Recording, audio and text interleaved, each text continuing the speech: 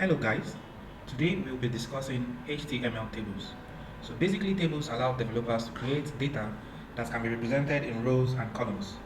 Popular examples include customer purchase history, school report sheets, financial reports, and so on.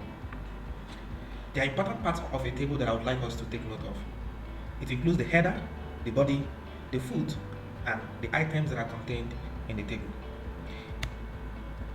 Over here we have the syntax for creating a table. I have truncated the other elements that are required for a basic HTML for us to focus on what is basically required for a table.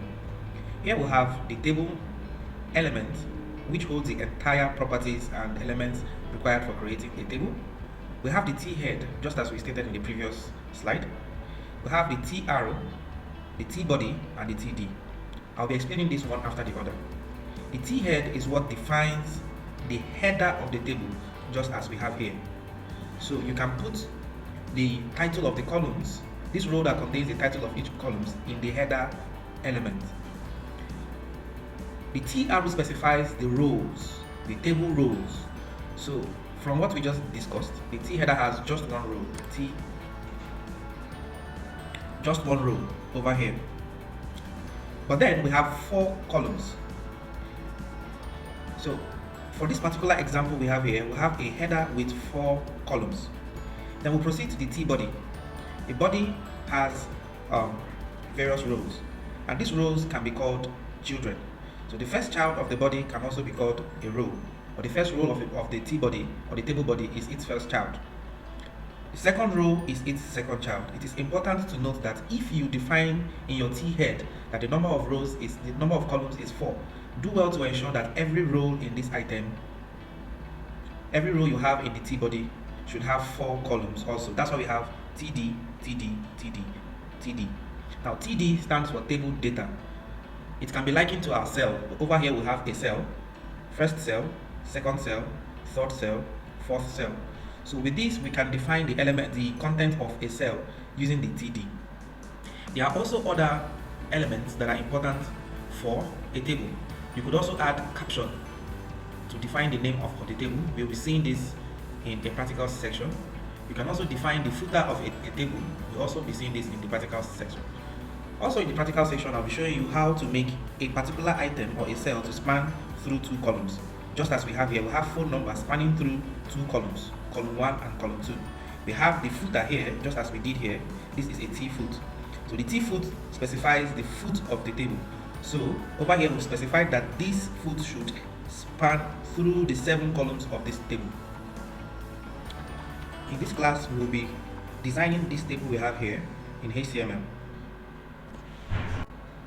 So let's prepare our document.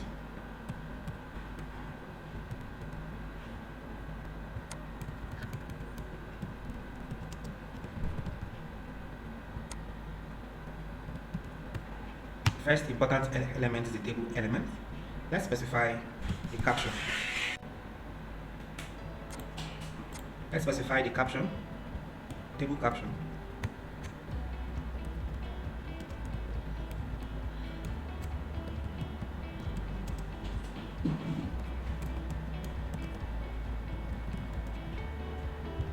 Next, specify the header of the table, the T head.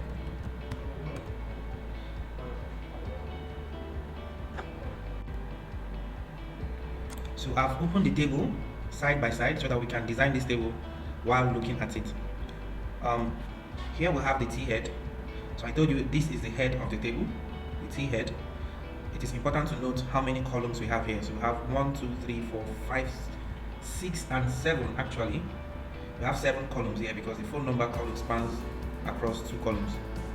So, but we have 1 row. So create a row. The first column, TD, should be named.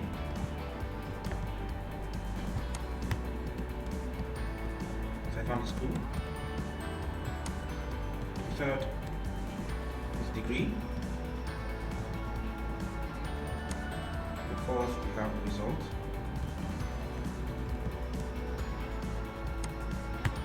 We have country.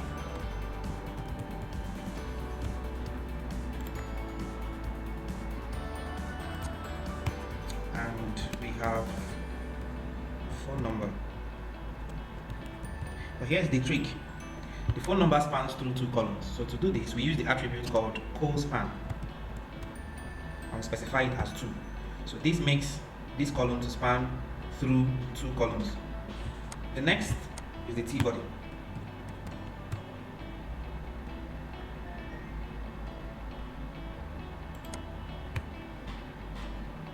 T-body is where we define the contents of the table, just as we have here, John Doe, University of Mainland, and so on. I have this all typed out already to make this class shorter, so I'll just copy it in here and paste.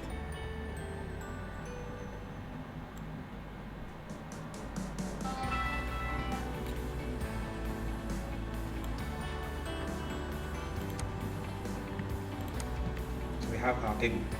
The next thing we'll be creating is the footer, or the table foot. Create it using tfoot.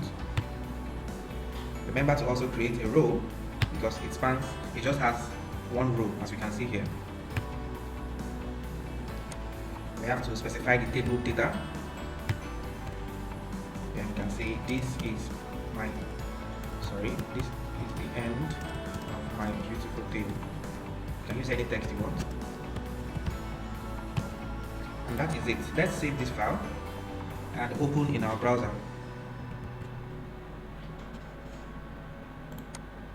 Yes, you can see that this is not beautiful, right? But there's something to note here. Each time we build a table in HTML, the table does not have borders, and there's no styling attached to this table. So we are going to make this look as attractive as it looked in the picture we have here by attaching the CSS. So for this purpose, I would want us to create an external CSS file and link it in our HTML file. So open the folder containing your HTML code, create a new file. Let's call it style.css. And let's link it in the HTML file. So style.css. And that is all. Save your file.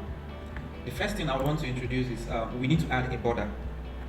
So to add a border on the table, we can simply call the table element, and then we set the border. Let's give it a 1 pixel border, solid, with an RGB color value of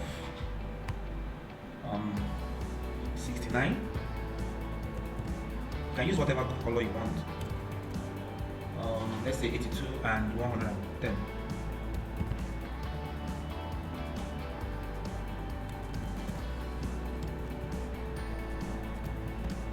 That's about that. Don't forget to add your semicolon. Let's save and see how our browser looks. So what we have here is an external border. So we have not set borders for every other item. The next thing we need to add is the CSS attribute called border collapse.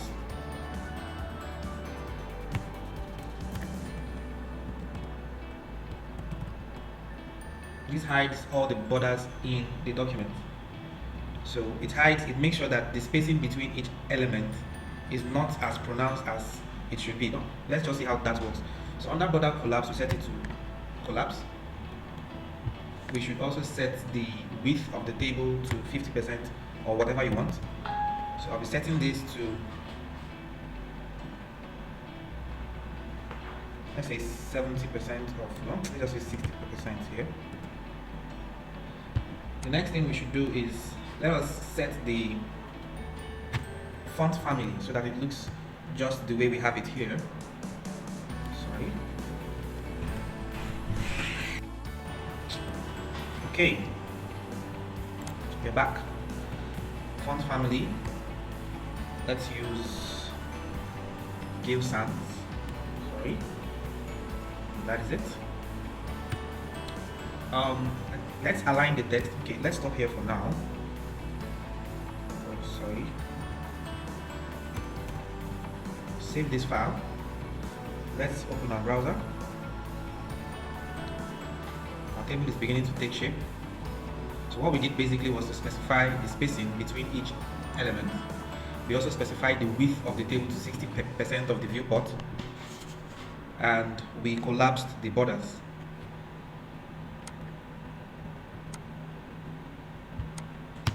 Let us now format the table heads. So say T head, TH.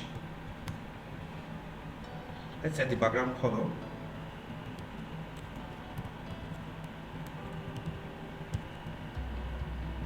to sky blue. Save. Let's view our browser. On our browser. Refresh. Sorry.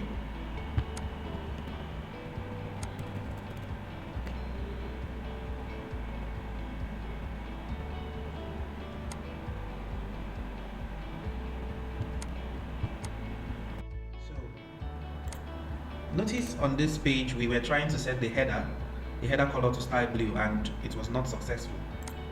The reason is this: when defining the columns in the header, we define them using the TD element, and this is wrong. TD is used for the body, so we'll change here to TH.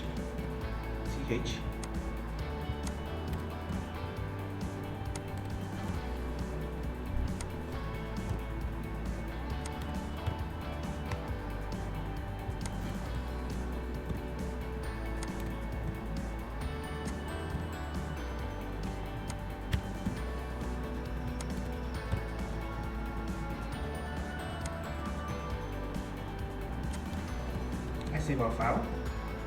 I'm here in the browser. So yes, we have the background color for our header set to sky blue. Remember also that we aligned the text to center in our CSS file. So that's what made, okay, we haven't aligned the text to center. So let's do that. So let's align our text to center.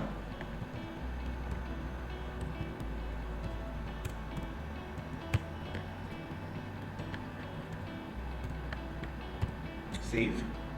Let's view on our browser. We can see that all the text has been aligned to the center of each column. See this? So this is the column, this is the column, this is a column, and every text is centered in each column.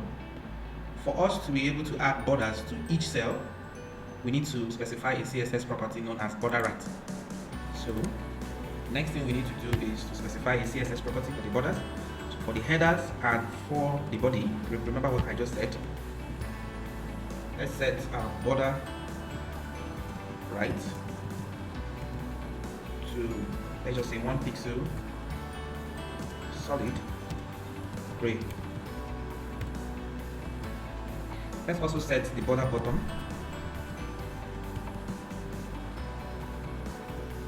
to the same values we have above. Save this file and let's view it on our browser. You can see now that we have our borders at the right of every item. So what that sets is the border we can see here. This border. To the right of each column, we've set a border of 1 pixel. Now the next thing we need to do is we need to add some padding around each text so that there is some clearance. Remember we learned padding in the previous lectures, so just add a 10 pixel padding around each text. Let's save our file. Yep, it looks all nice and good. You can see our caption, student information here. We have this, we have this. So the last thing is we need to make our footer to span across the entire 7 columns. So to do this, let's go back to our HTML file. We define our footer down here. So what we'll simply do is add a col span value of 7 here and save. Let's view it on our browser. You can see that as we did that, the column span across the entire 7 columns. The next thing we need to do is to set the value of the color of the footer and set it to whatever value we want. So let's say tfoot background color,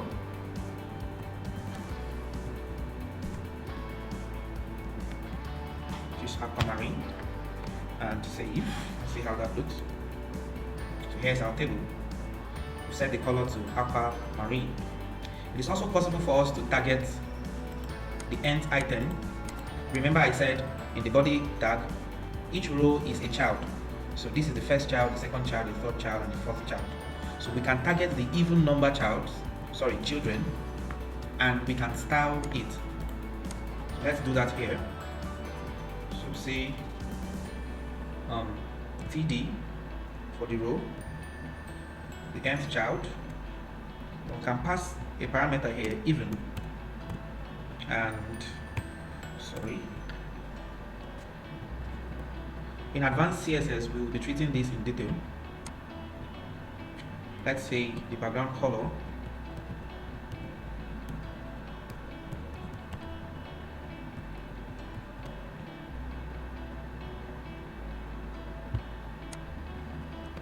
this is not so good.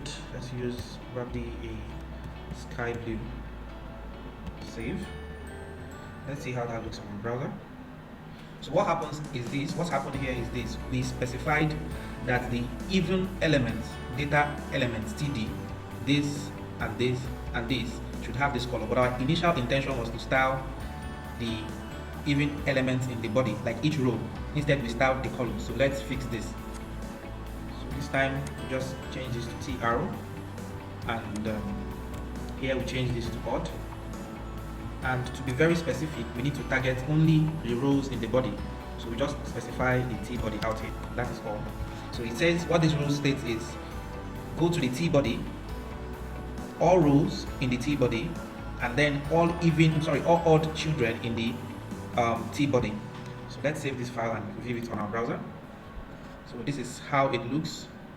Not really nice, is it? Let's convert this to even, and let's see how that works.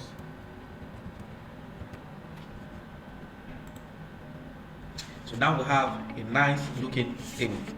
This is where we draw the cuttings for HTML tables. See you in the next lecture.